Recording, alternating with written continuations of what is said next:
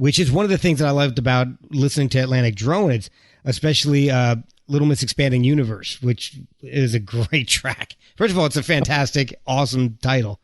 But the song, there's just so many different elements. You've got the jazz drumming going, but then you've got this psychedelic surf slide guitar thing going, and it was really amazing. That's Dave Rick from Dave Rick, okay. A buddy of mine.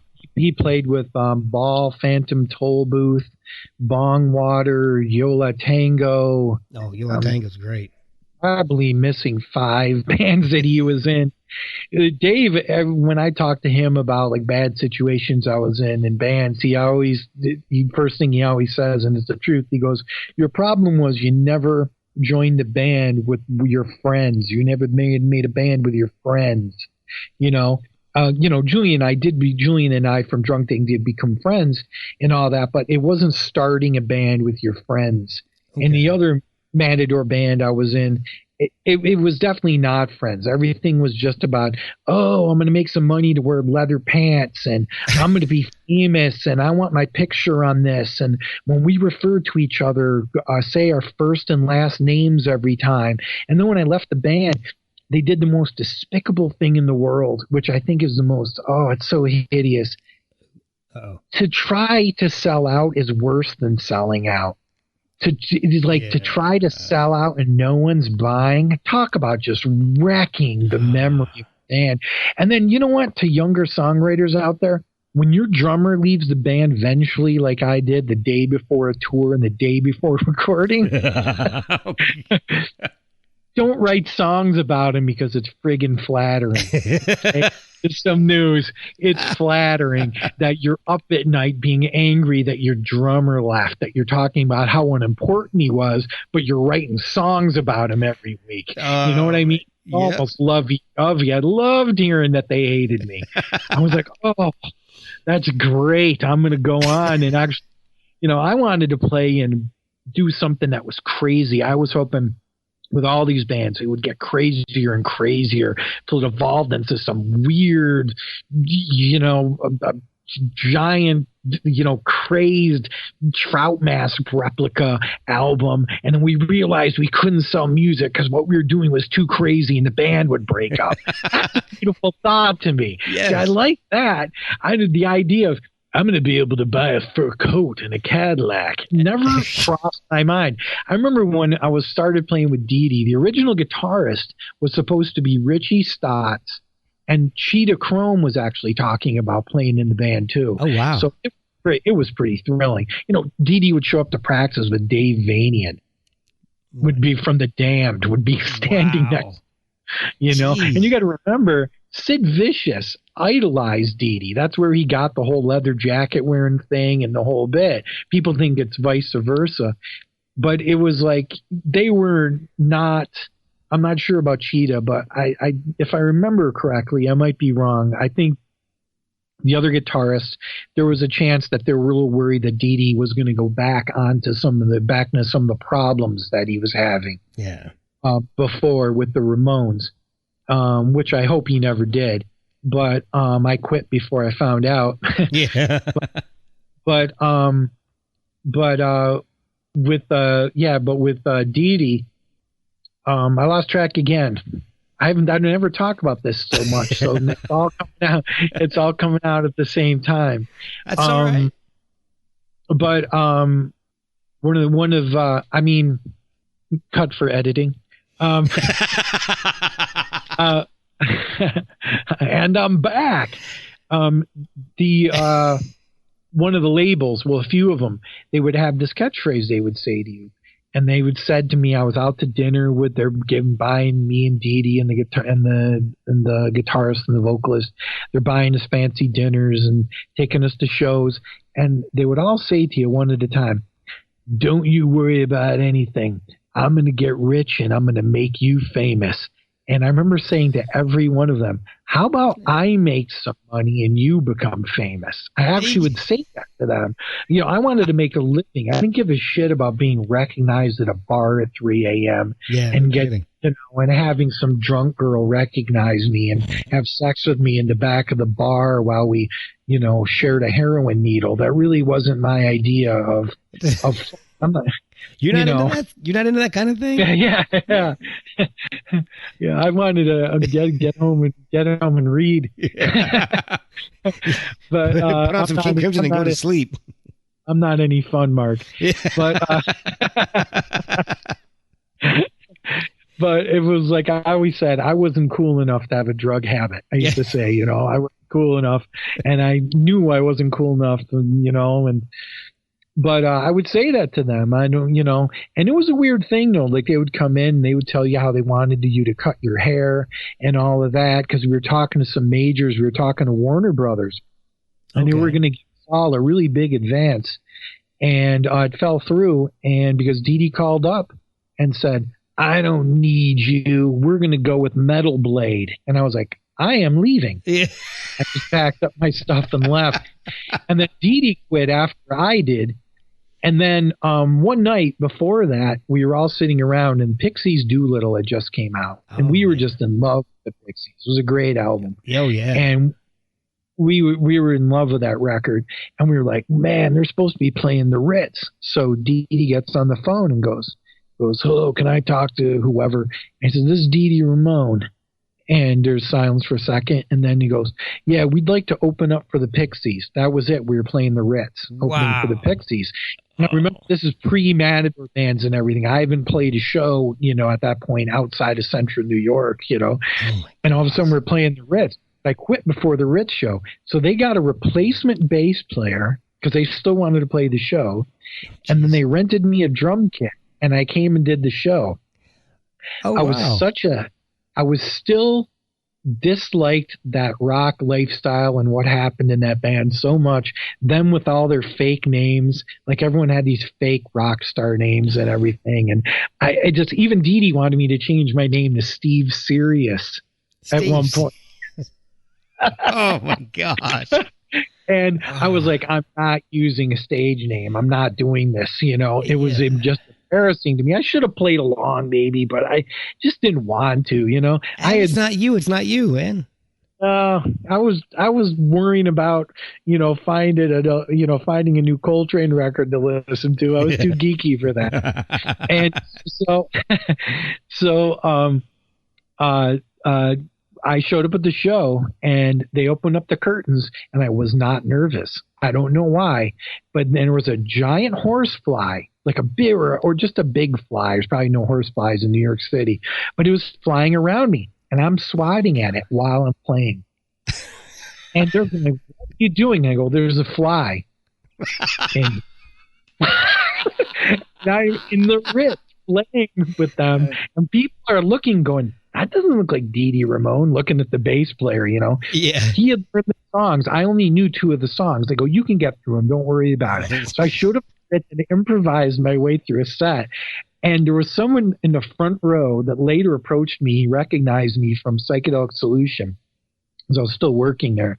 And he approached me and he goes, are you swatting at a fly during that show? Or just some pretty sweet drum moves.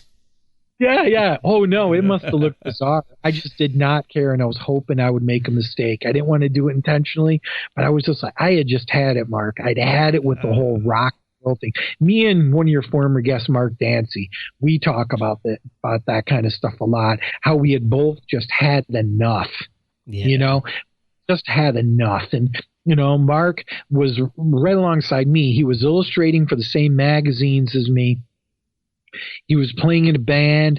He was in Big Chief then, and they would have a spot in the same magazines that the bands I was in were having spots in. And then years later, I met him, and I was like, oh, geez, there's Mark Dancy. He was in Detroit, and I went up to walked up to say hello to him, and he goes, Steve Cerio, and I go, Mark Dancy, and he shook my hand, and he goes, I gotta go. And walked away. and once again, I'm like, what an asshole. He's like, he's denying me pleasure of meeting me, of my company. And I just walked away. And it turns out that what happened was, because I walked up to the gallery owner, I thought you said Dancy was a cool guy. And it turned out that right at the moment that I said hello to him, the girl that he had just broken up with that night showed up at my opening. It was actually a show with me and the Residents. It was the art of Steven Cerio and the Residents at the original C-Pop Gallery in Detroit. And she had showed up right at that moment. But Mark and I like to share a lot of stories. Our favorite one is he loves this and he has never let me let it down. But I say the same, I use the same term against him. Some guy showed up at CB's one night and he knew me as an artist, but he knew that I was in these bands. So he thought I was like a representative of artists that were also musicians, right? He had some diluted thing. Okay. So he showed through the entire show, he's drinking more and more, and he keeps yelling it so loud it's going into the PA, and he's going, "Steve Cerio, cartoon rocker." He would show up at the Pyramid and do it. He'd show up at CB's and do it. He'd show up at the Ritz and do it. He'd be at all the bigger clubs in New York, and he'd be there going, "Cartoon rocker" in the background. And I told Mark, so it's been like 20-something years, and Mark and I just go, and like when we call, we go, "Cartoon rocker, you there?" A cartoon rocker too. And then we go and find embarrassing photos of each other when we had full heads of hair when we were in these bands, and we email them to each other and stuff. And he goes, "Oh, I got something you'd really like to see." And then he opens up and it's a picture of him with a big full head of curly hair. I go, "That's you, cartoon rocker." Oh my God. That's awesome. And I have been great in a band together. Yeah. Because we would have both been fighting over reading books in the van. If you guys do get together, I definitely have to hear that, because that would be amazing. I've almost convinced him. He's got this beautiful Gibson, and he's so into rejecting the fact of like playing music that he keeps it in his basement, like it's rusty. And I go, "Why don't you just sell it then? It's a Gibson, and it's from, I think, I'm sure it's not worth $20,000, but it's still a Gibson Les Paul, and it's got to be worth it." And I was like, I'm really close to getting him to put new strings on it and playing on one of the records. Oh, that'd be awesome. That would be amazing. You mentioned something to me while we were getting the logistics squared away for this show about, and if I remember it right, Thanksgiving with Rob Zombie. No. Yeah, that's when I was playing with DeeDee. We were like, someone said, "Are you going home for Thanksgiving?" And I said, "No." It was someone in the band. And I said, "No, what's going on?" It's like, "Well, DeeDee's not, going anywhere, and we were going to get together." And I can't remember whose apartment it was. And I showed up, and it was Rob Zombie was there, and the original incarnation of White Zombie before they really took off. Okay. And Jay, when they had Jay, great guitarist, and Sean. She's incredible. She was a sweetheart too. I used to bump her in the street and we would just talk for like 2 hours standing in the middle of the sidewalk. She would just tell me these great stories about growing up in Florida and people painting the stones in their front yards. And that's funny. You remember. Yep. But we had a blast. I mean, Rob wasn't too much fun. He just sat in the corner the whole time and corrected people, but whatever. But it was just funny. Like I'm sitting here and they weren't really, rock stars then or anything, so that wasn't so strange. But just having Thanksgiving with DeeDee and I actually tried to get the last drumstick, and and DeeDee wanted it, and I was like, what a strange Thanksgiving, and all we just talked about punk rock the whole time. And I remember Rob correcting DeeDee on things, and I was like, dude. Correct, DeeDee. If DeeDee says the world is a giant puppet head full of sweet tarts, you just agree with it, DeeDee. Living embodiment of everything we're doing. It's just like, let it happen. Let his slightly incorrect year. And when Rocket of Russia came out to fly, don't go correcting him on Ramone's history, it was a little bit uncomfortable. It was funny back then, like still to this day. I remember people like some guy used to come in all the time, and he was one of those older heads again. He would come in and go, "Oh, dude, you got to check out this album." And then he'd be like, "When are you going to bring your band in? And I'm going to record you guys." And I'd be like, "I don't know, drunken stone Jerry," because he would bug me about the time.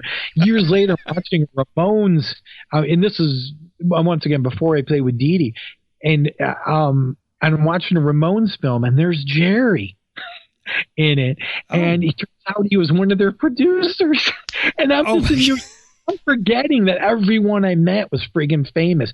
I'd be sitting at that counter. I'm talking to this guy, and I'm thinking, man, why does this guy seem familiar to me? And I realized I was talking to Jack Bruce. Oh, wow. Yeah, really nice guy. Man. And then another English guy came in. I hit it off with him. We're shooting the shit. We're going through posters together. And he pointed and he goes, "I remember this show." And I go, "Oh, you saw the Animals?" And he turns and looks at me and he reaches out his hand. He goes, "Oh, my Eric Burden." Oh, my God. It's so trippy to move from like a small suburban neighborhood to like meeting Andy Warhol's friend and having him try to pick you up on the street at 3 a.m. And like, John Giorno was trying to get some alone time with me. I'm a John Giorno fan. I was telling a friend that. I go, he wouldn't let go of my hand. He goes, "Want to come upstairs?" And I was like, "No, I do not." One of my friends said, "Do you know how much better that story would have been if you went up there and had sex with John Giorno?" I don't know if I want to live that story. Oh, yeah, exactly. I wouldn't want to. Yeah, that's not worth the story there. You know? And there he was. I was 22. God knows what he would have done to me. My God. Yeah, he was intent on getting this, 22-year-old kid up to his place, And the place he was trying to get me up to was the Bunker. And Bill Burroughs was still alive then. Oh, wow. Who knows? Bill Burroughs can come up there too, and I would have been in double trouble. And to have met Bill, I knew that there was this one magazine that came out, Roro. It was called RUHROH, like Scooby-Doo thing. Okay. Yeah, it was a one-time only art mag. It was done by this guy Mark Ewart, and Mark has been in films since, and he has talked about being, he was kind of like the love of Bill Burroughs' life. And he showed up, it would show up in New York, and he'd come over and we'd hang out. And one time they were eating in a restaurant, and I wasn't dressed for it. And there was Burroughs standing like 15 or 20 feet from me. He was with Allen Ginsberg, and, Alan's cool too. He ain't no Kerouac or Bill Burroughs, but he's cool. Right. But I would see him everywhere. He was in the Village all the time. It was so common. I would just wave to him. I would see Allen Ginsberg. One time I was walking down the street and I'd just go, "I'm going to wave to Allen Ginsberg. Hi, Allen Ginsberg." And I go, "Wow, that was kind of weird." But in New York, no one crowds people like that. No one yells to people or crowds them. But I said, "Mark, please, I know I didn't get to meet Bill, but he's, one of my idols. And I'm one of the few people that actually read all of his books. I don't just learn the surface history about accidentally shooting his wife and stuff. Right. I actually, read his work, and I still do." And he goes, "Oh, no, Bill really likes your work. He likes the cutouts." And he told me things that Bill liked about the work that I had in there. And I kept testing him to see if he was being sincere, because I wanted to know that Bill really said those things. Yeah. And I think they were, because they sounded, they sounded right. So that was a thrill, to know that Bill Burroughs even commented on the line I drew. It was a thrill. That's amazing. Oh my gosh. Now, and speaking of movies, you make short films yourself. Now, how did you get into doing the short films? I woke up one day and I said, should I do films? And I thought, well, if I don't do films, that means I didn't do films. That was my logic. It was literally my logic. Because then I go, okay, I'm going to picture myself in the future now, 2 years into the future, have not done films. And I was like, what is that like? And I go, oh, I would say, I never did any films. And I said, if today you decide to do films, then tomorrow you can say, I started doing films. I go, that sounds a lot better. That sounds more fun to me. I was really my logic on it. That's amazing. still using that, DIY, thing that I first saw with the Residents and whatever, and, the punk rock scene growing up as a kid, the whole guerrilla version of doing things. And I thought, if anyone cares about it, I'll ask people if they'll put up money to get me a camera. And that'll be a deciding factor. And people gave me money on a Kickstarter thing to buy the equipment. Wow. So I've been doing films ever since. The first person I asked to narrate, I don't really use acting. Actually, I don't use any acting. They're very psychedelic films, and it's all using all nature shots but in a very abstract way, blurred, and you can't recognize things. Yeah. And the whole to give you just the gist of the whole manifesto very quickly is, it's the idea of, why do you need monsters? Why do you need all this stuff? Why can't it just be the strange shadow that was under some apple tree at 3 p.m. in your suburban neighborhood? Why isn't that with the lawnmower in the background? Yeah, yeah. I love that. Why isn't that good enough? Why isn't that good enough? Here isn't good enough. It's like, it has that attitude to it, but it's not on the nose or anything. But I shot this thing and I had to teach myself to edit. And boy, I pay a lot. I'm a big film buff. And it was like, I'm the kind of person that, it's like I put on like, Wells or Fellini, and I'm actually writing notes, even when I want to do it. Because that might be something I could use in my art or whatever, the way they frame. And I thought, I'm going to be a really good editor. So I jumped right in. Oh, my God, no, you need to learn some skills. And I was patient, though. I re-edited the first film that was called The Magnificent Pigtail Shadow. I re-edited that. Oh, my God. I remember it was definitely over 100 times. Wow. 100 full. By then, I did know how to edit. Jeez. But I didn't want to put something out where the editing didn't work.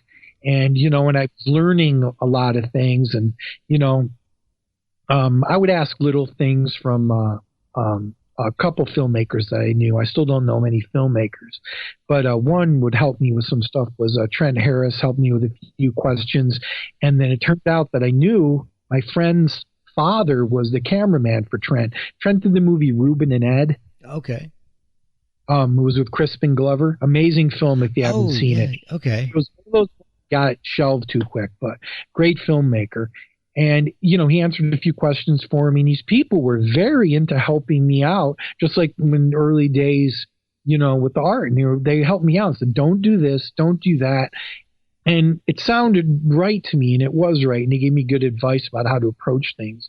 But my dream was to have either Patsy Cline read it, which is going to be hard. That's going to be hard to do.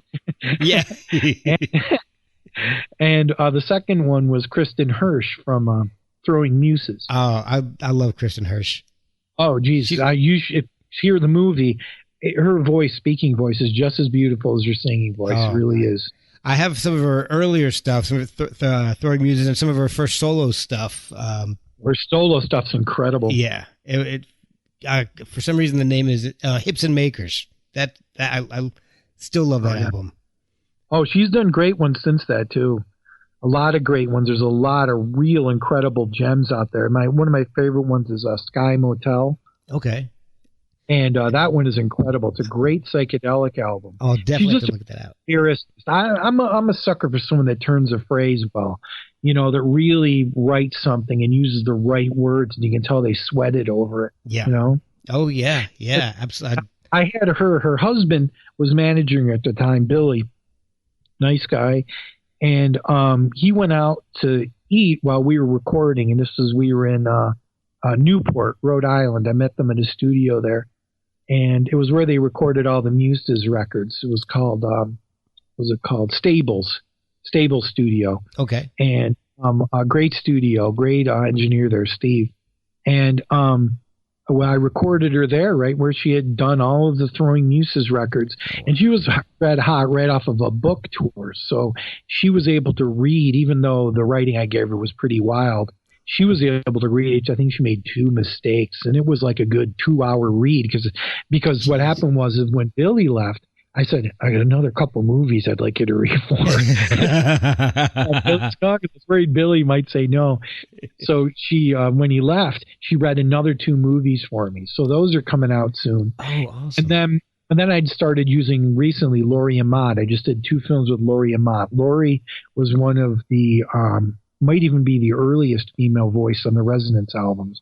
She was on God and Persons and Hit the Road Jack. Okay. Incredible musician, incredible voice. I mean, she's like, she's practically an opera star. Wow. She's just so fun to work with. Just so fun to work with. And yeah, I'm working on those now. I'm trying to finish those up, and those 2 are coming out in LP. The reason why I have stuff to release, like the Magnificent Pigtail Shadow stuff came out on CD too. It's because since I don't use actors, I got the idea from Fellini. It's kind of the reverse what Fellini does, but I never thought that I'd be able to use anything Fellini did as influence because I thought it'd be too complex, whatever. But 8.5 by Fellini, I'm obsessed with. That's probably my favorite film of all time. Oh, okay. And I can't get enough of that. That and Juliet of the Spirits. And I was reading an interview with them, and they were talking about, because I remember asking my dad this as a kid, because my dad turned me on to Fellini when I was a little kid, and it was an Italian pride thing. And I don't remember what movie it was or anything, but I said, why aren't the words matching up? And he said, oh, because it's in Italian. And I said, but they're speaking Italian, Yeah. And he goes, I said, but they're speaking Italian. He goes, you know what? That's a good point. Why isn't it matching up? Turns out it's because the reason how he was able to pull off such great direction was he would talk to the actors while they were working. So his voice is on the audio. So that's how when you see in like a scene that should be boring, like the scene where he's in the, not a mental hospital, but it's more like a retreat kind of hospital where you rejuvenate yourself, some spa, like a spa. Okay. That scene at the beginning.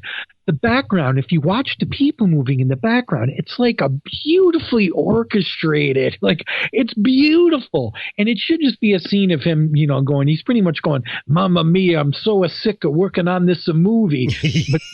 But in the background, there's this beautiful, like these people zigzagging down the hill, going in frame and out, and he's directing all that by going, you number 7, move to the left, you stop right there, turn a little bit towards the camera, you light them a little bit more. So he would make them go back in and redo all of their acting, their vocal lines. acting. Yeah. Oh, wow. All of their lines. That's why it doesn't work. And I thought there's got to be something there that I can use. There's got to be some technique there. And what I realized is I go, well, I don't have any acting, so I don't have to sync the music to actors. I will sync the movie to the music and the writing. Oh, so wow. I finish the writing and the music first, and then I edit the film to it. Oh, wow. Which works for me. That's amazing. That's fantastic. My stuff's very meditative. It's not, of course I don't have anything where, the hero wins at the end or a robot flies in outer space and blows up. Right.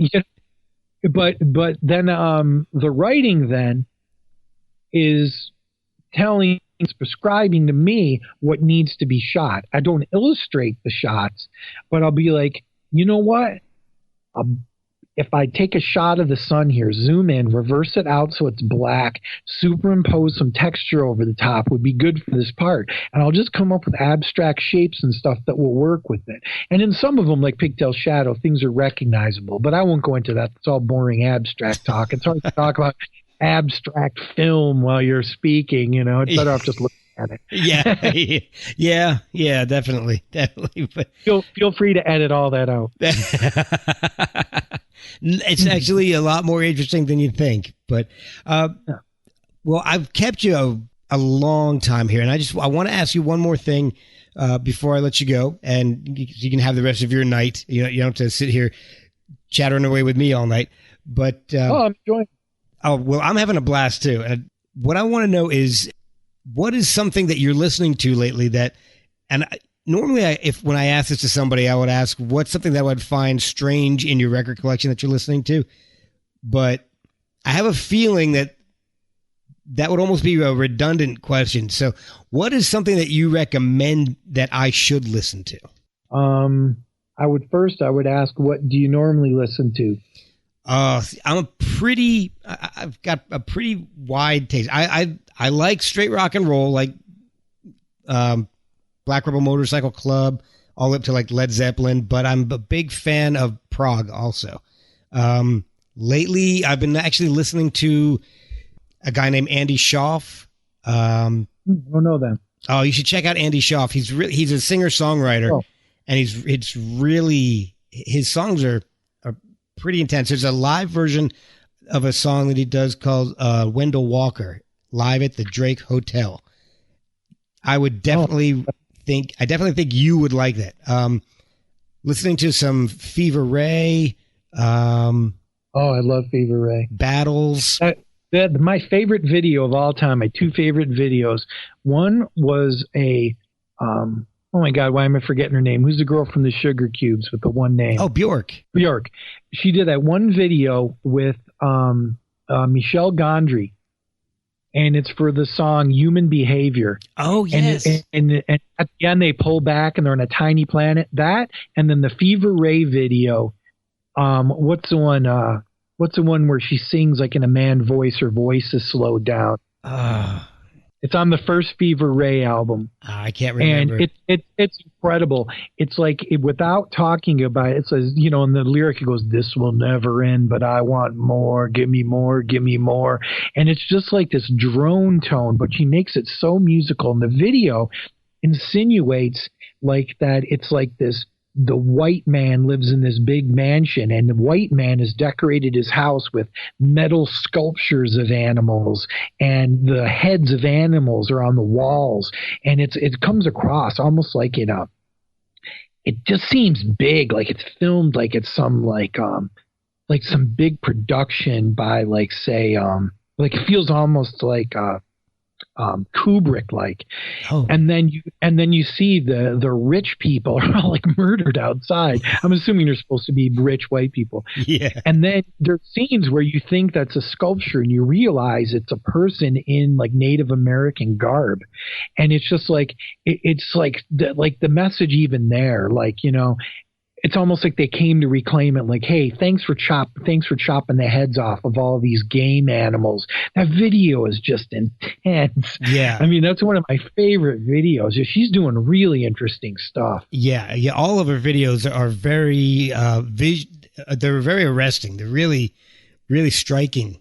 I can't remember the song, but the one where she's on a diving board.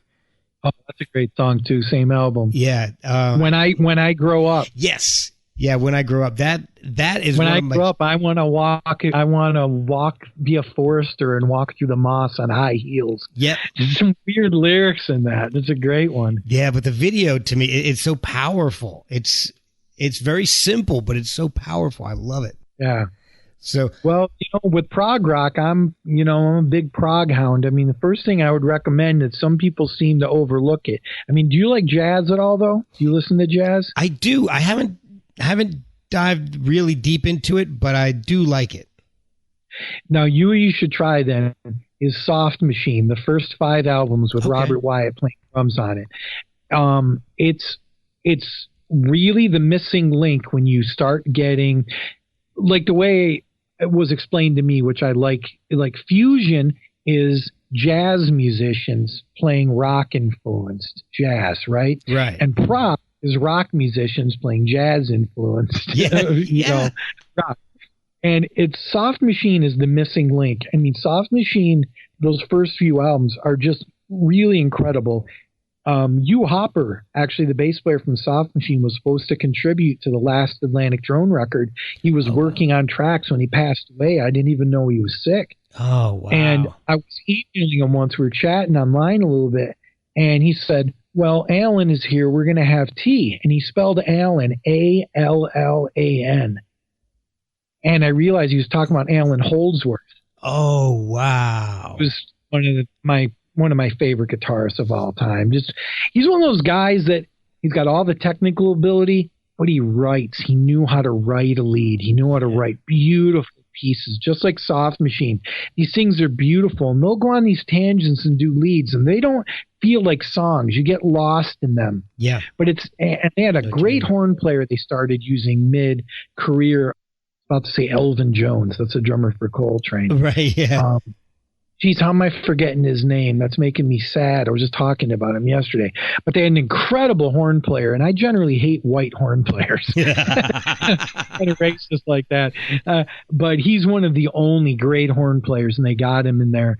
And he it was him and Robert Wyatt's an incredible drummer, and Mike Hatfield. Now, when you get to the later albums, they're not so good. They sound like what prog became, and I'm not nuts about them, but the first 5, anything with Robert Wyatt on it, and I especially recommend, all the records are named numbers, so they're called Second and Third.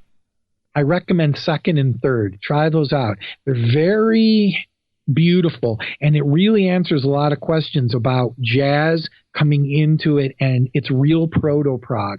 And I try to mimic the production quality on that stuff. It's very warm. Like they knocked out all of the top end off the cymbals, which I do. Because I don't know, when I mix stuff, even though I'm the drummer on it and I'm doing keyboards and stuff too, but I'm like, how important are cymbals? When's the last time a cymbal gave you a chill? Oh my gosh. It doesn't happen. Yeah, I'm trying to get Jerry Marotta on the show. Trey Gunn. Trey Gunn's trying to help me get him on, and he was on Gabriel's second, third, and fourth solo albums, and I was listening to Melt yesterday. Yeah, he's saying on. I'm trying to remember which one it was, if it was Melt or if it was Scratch. Or one of them, Peter Gabriel said you're not allowed to use cymbals on the entire album. No cymbals at all.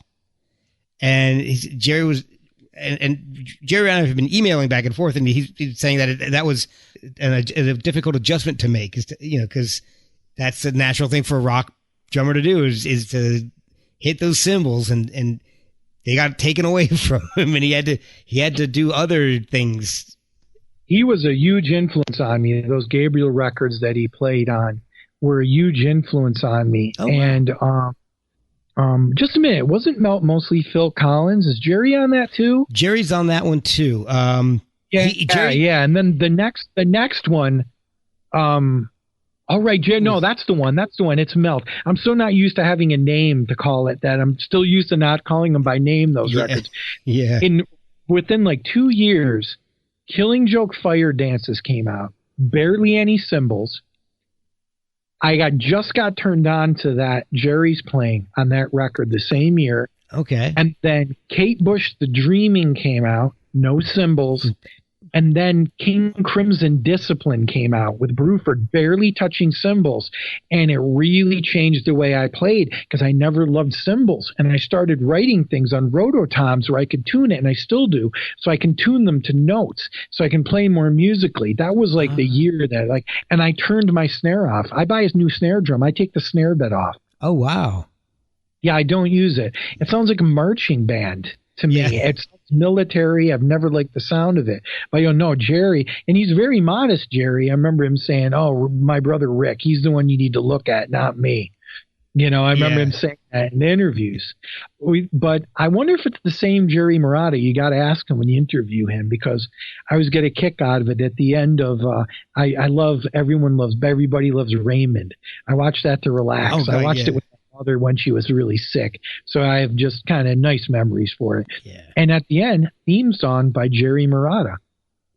I'm gonna ask him about that. I'm going to email him tonight, and I'm going to ask him about that, because I hope it's not a coincidence. I hope he made a big check because he deserves it. He's a talented guy. Oh yeah. In fact, it's funny. He played on a bunch of the songs, the early versions of the songs on Peter Gabriel's So album, and then he didn't like the way it was going. He thought it was going too commercial, and he left. On which album? So, Gabriel's big MTV breakthrough. Really? Yeah. My favorite is Security.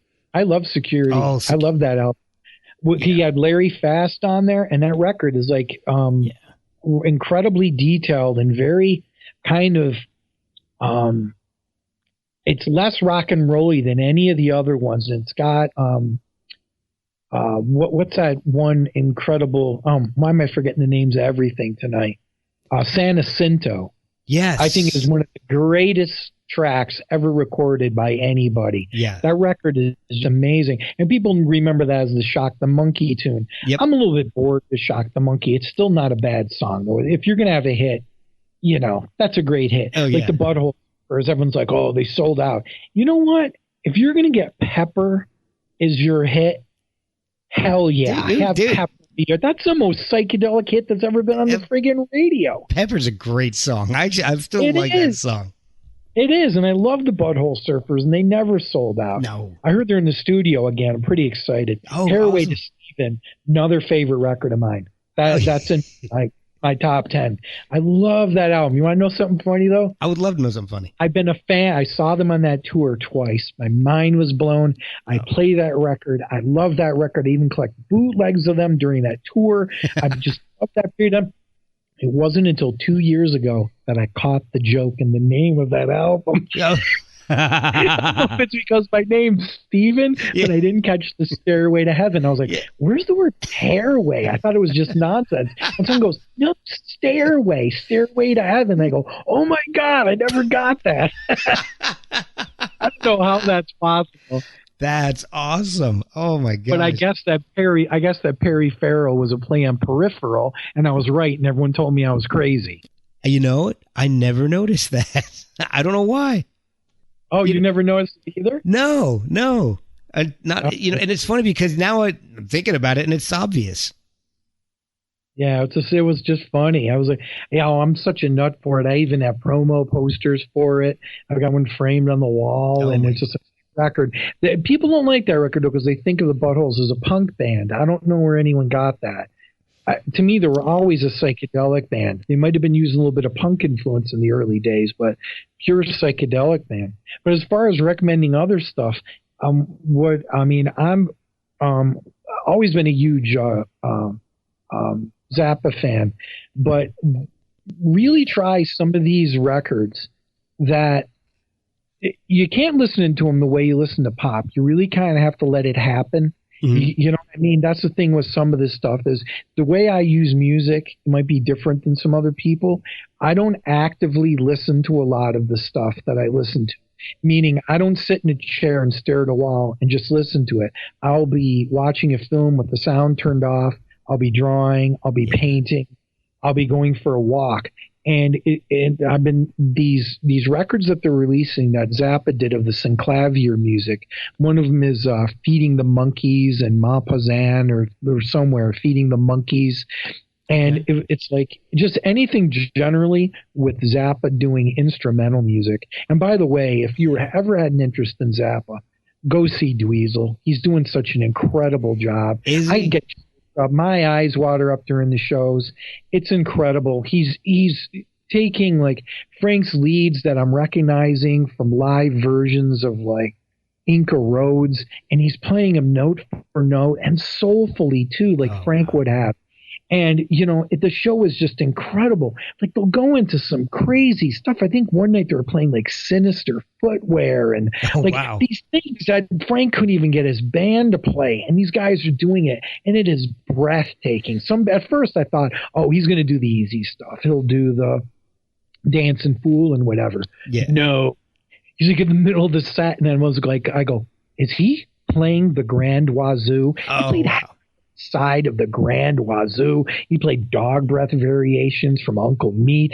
It is breathtaking. So this is the Zappa Plays Zappa? Yeah, well, now it's called Dweezil Zappa because can't do that. But I'll tell you, I think it's the greatest prog thing. Go in there now. And I know it's a revivalist thing, but the Crimson stuff, the new revivalist Crimson stuff, I'm not nuts about it. Yeah. Just my opinion. I haven't heard too much of it. I wish he wrote with them. I wish he would write stuff for that group. Yeah. But I was listening to it, and they just sound like, to me, they just sound like bad covers. Really? To me. Yeah. And I miss Adrian Belew. I think Adrian Belew is one of the most incredibly talented human beings on the earth. Oh. I think that guy, to play with Frank Zappa and not know how to read a note of music, insane. up to see anyone else in the world pull that off. And to play as soulful as he did, I saw him Discipline tour, Three of a Perfect Pair tour, and B tour. Incredible showman, incredible musician. The guy, and see, there's one thing I was going to bring up before too. The one thing that's missing in Prague is songwriting. There's a reason why there's a reason why I put on Tarkus 3 hours ago. There's a reason why I still listen to Going for the One by Yes. Oh, and that's great. Because these guys were great songwriters. The early Genesis albums with Peter Gabriel, Lamb Lies Down on Broadway. And if you look in close type, by the way, Brian Eno helped produce it. I'm sure that had no small effect on how great that record sounds. Yeah. There's a reason why that stuff's good. It's not about, Prague was never about overplaying. A lot of kids now, I think, they do stuff and they put together these bands and it just seems like Dream Theater. I have a pet peeve for that band. All they do is overplay, and I just congrats to them. They're one of the few bands still touring as Prague, and I salute that. I really do. But it's like someone like Yes, even Bill Bruford knew when to just give you 4/4 time and let the song happen and let the melody, and like John Anderson, I mean, come on, he's probably the most important person in prog rock. Oh. He really, I mean, he wrote 99% of their catalog. Oh yeah. I mean, and the thing that I liked about them is that they would stretch a song out to 20 minutes, but then they would also give you a 2-minute song that was just as powerful. Yes. And the other thing about them too that I'll give them that I can't give Rush is they will improvise. Yeah. They will go up there and improvise, and they'll play the song Awaken, I think is one of the greatest prog songs ever written. I just think Awaken, that's off Going for the One. And that song, I've not been able to get bored with that, and I think I got that record when I was 14.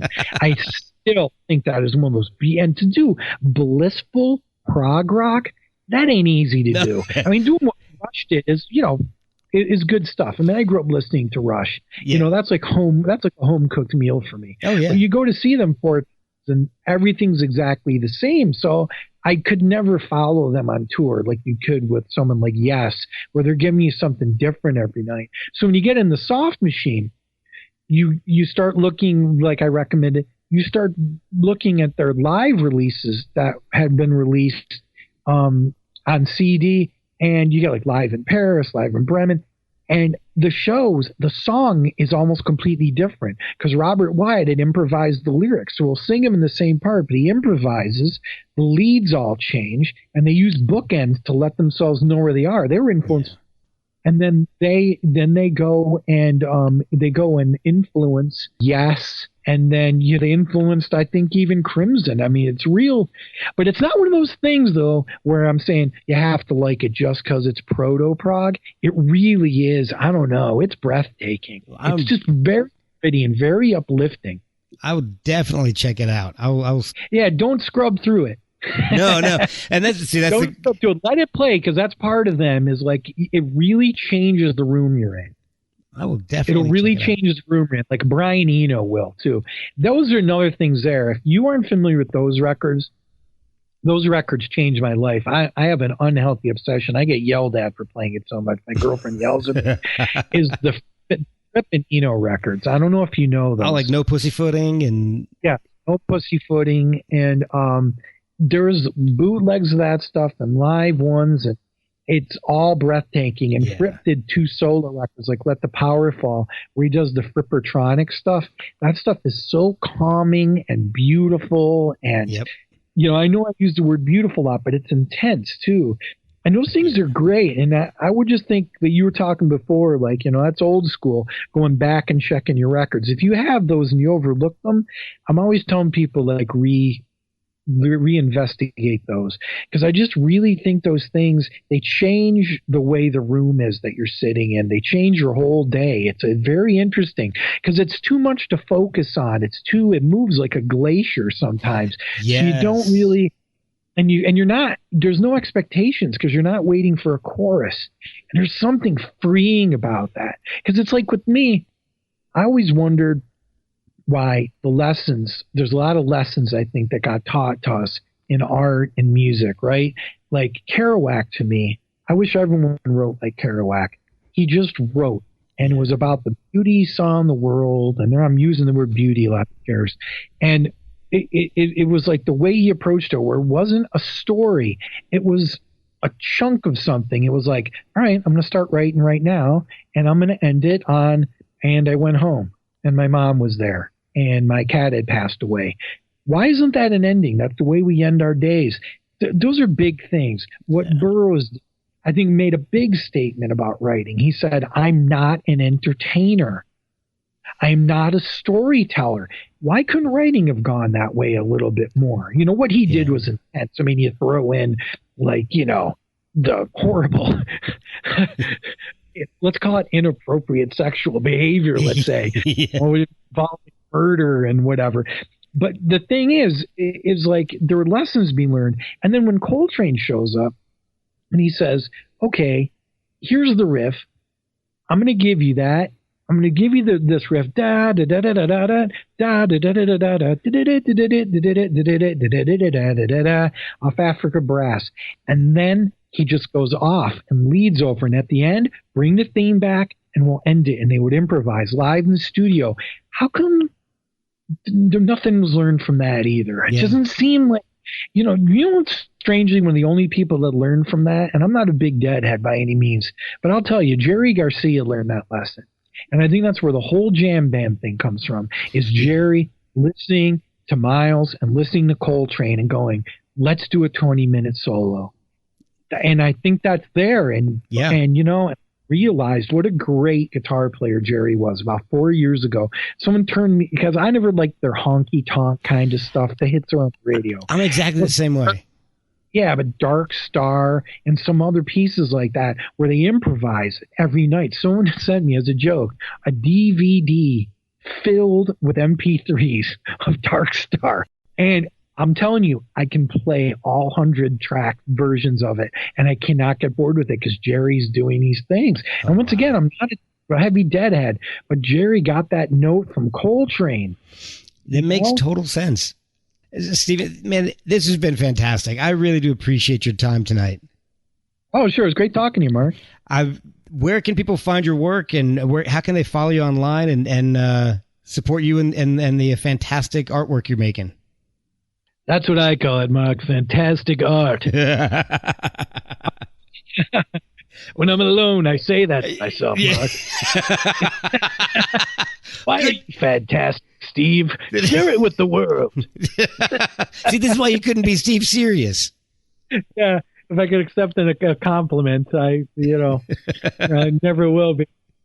Be able to do that. It's like, to me, I'm a carpenter like my dad. You know, I feel like I just have to keep working. You know, maybe that's a good thing. I think I never stop the rest. Exactly. I'm on Instagram, Steven_Cerio, Cerio. I'm on Facebook. My website is stevencerio.com. I've got a lot of stuff up there, and I've got hundreds more stuff going on. I've got snippets of the videos of my films are up on Vimeo, and they're on Facebook.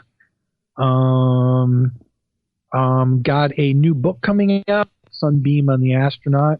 There's a book set coming out. Wow, Cool and Alternative Comics are releasing it. And that's going to have a memory stick of all of my films to date, about six full albums of music, and a book of my paintings, a copy of Sunbeam on the Astronaut, and I'm doing graphics for the whole box. I've already spent like 150 hours. Jeez. On the graphic for the box itself, because I'm like, how often do you get to just do a box? That's true. So I'm just having fun with it.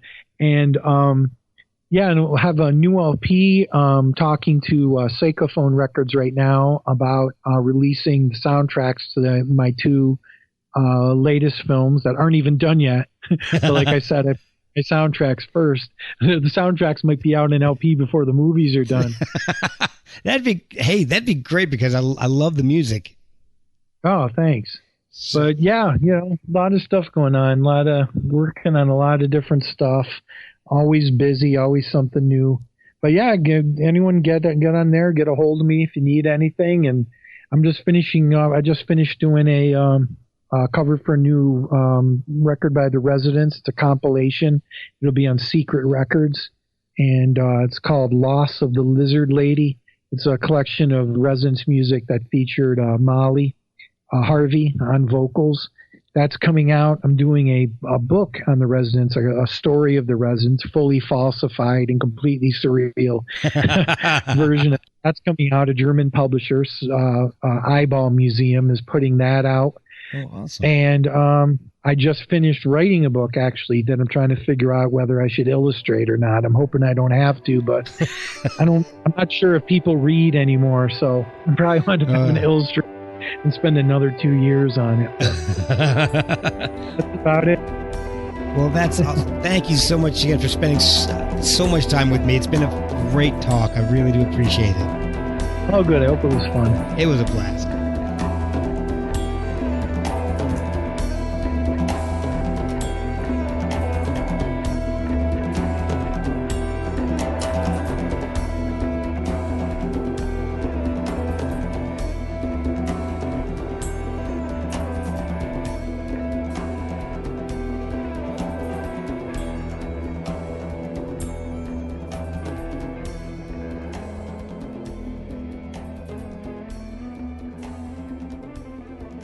Oh, you know what? Are you still recording?